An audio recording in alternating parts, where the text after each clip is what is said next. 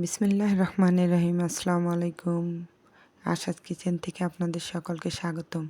আপনাদের সঙ্গে একটি রেসিপি শেয়ার করতে চলে আসলাম, গরুর মাংস দিয়ে পেঁপে।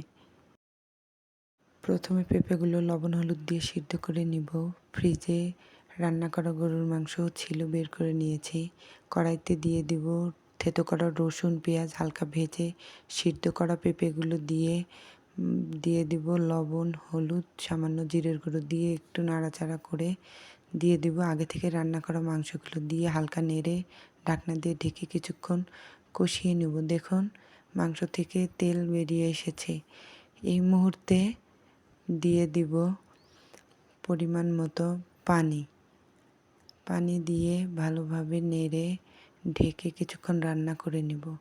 পেঁপে এবং গরুর মাংস এই রান্নাটি খুব মজার এবং স্বাস্থ্যকর। উপর থেকে ভাজা মশলার গুঁড়া ছড়িয়ে রান্না করে নিব। এই মাংসটি রান্না করা থাকায় খুব অল্প মশলায় পেঁপে গরুর মাংস রান্না করে নিলাম। গরম গরম ধোয়া গরুর মাংস পেঁপে।